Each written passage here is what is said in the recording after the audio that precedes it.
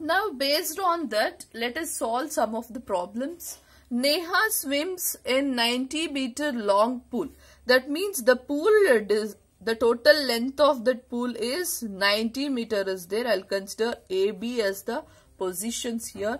She covers 180 meter in 1 minute by swimming from one end of the other to the other and back along the straight path. That means from A to B is 90 meters. Similarly, Neha traveled from A to B, from B to A. That means total path she has traveled is, so that is distance traveled here is 180 meter.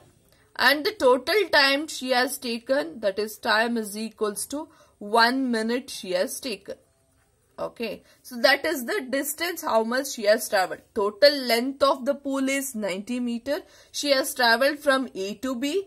Again from B to A, same path she has took. That means 90 plus 90 is 180 meters she has covered. This 180 meters she has covered in 1 minute. Okay, total time here she has taken from A to B, and similarly from B to A is 1 minute. Then we have to find out average speed and average velocity of Neha. Average speed we have to find out means total distance. So that is given 180 meter. Total time 1 minute. And average velocity. Average velocity means we have to consider the displacement here. So what is the displacement in this case?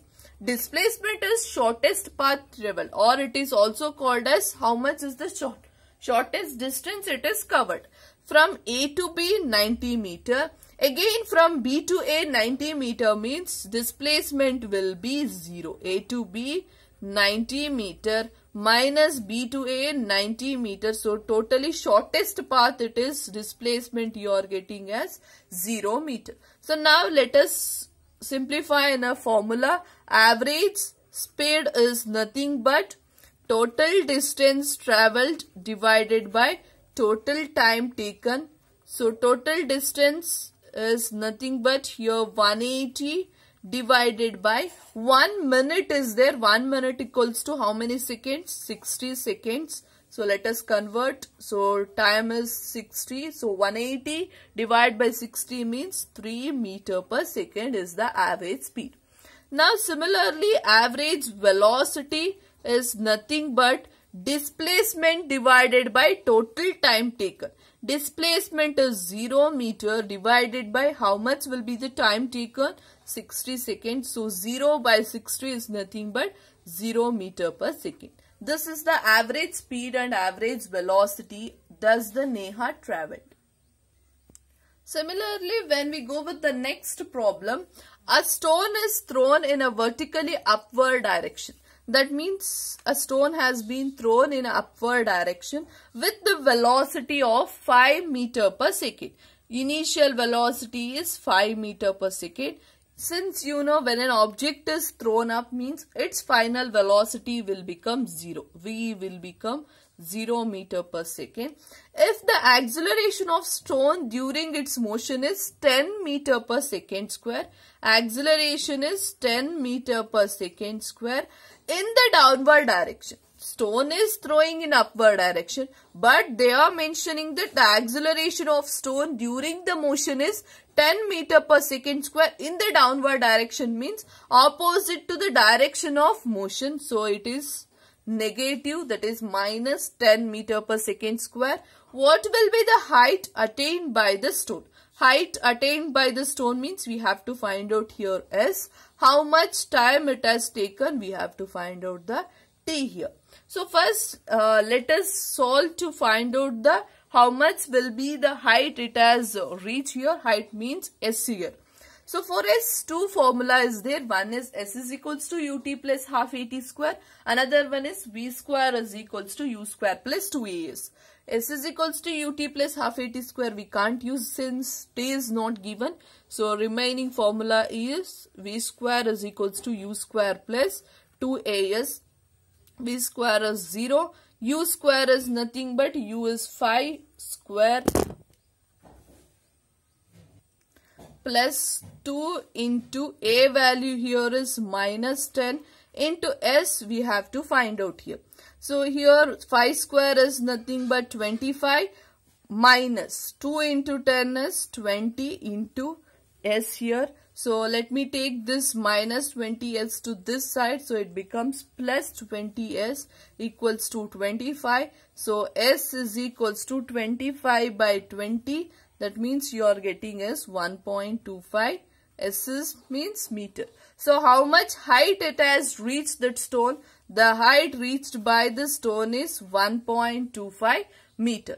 Now similarly, how we are going to find out the time here? So time we are going to find out by the formula V is equals to U plus AT. Here we can use S is equals to UT plus half AT square also, but it is a complicated one to solve it. So simplest one is this formula which is using. So 0 is equals to 5 plus minus 10 into time t. So 5 minus 10t.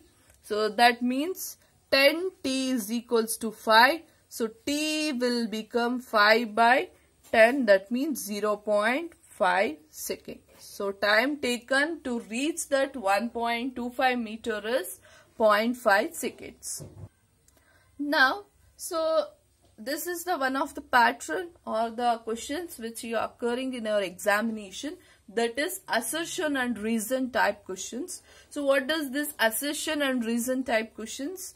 So in that the options will be like, it will be like a multiple choice questions. So 4 options will be there based on given assertion and reason.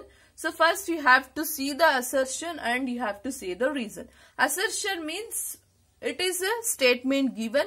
Reason means reason for that statement. So here 4 options are there. Both assertion and reason are true, and reason is correct explanation of assertion. That means assertion, what is the statement given, that is also true. Reason is also true. Some reason means some statement is given. Both assertion, both the statements are true, and reason which is given is the correct explanation for the statement which is given. That is for the assertion given.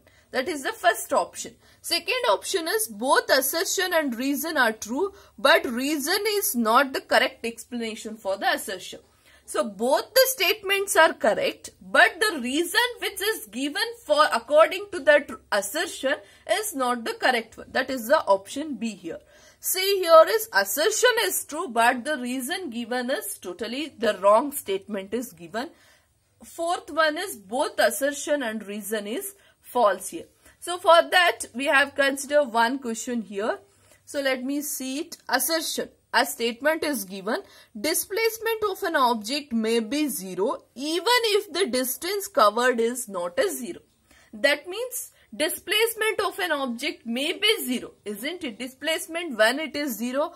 For example, A to B, if you have considered, so from A to B she has travelled 2 meter distance. Again from B to A she has travelled 2 meter, means how much will be the displacement here? Displacement here will be negative, but in the case of distance travelled here is 2 meter plus 2 meter, it will become 4 meter. The distance cannot be 0 even though the displacement will be 0. That is the statement. So from this we can say that assertion is a correct statement, isn't it? That is, assertion is true here. Now let us go with the reason here. First let us read the statement. Displacement is the shortest distance between initial and final position. So what is the statement given? Displacement means it is the shortest distance between initial and final position. That statement is correct. Now we have to see that whether that statement is in accordance with the assertion given.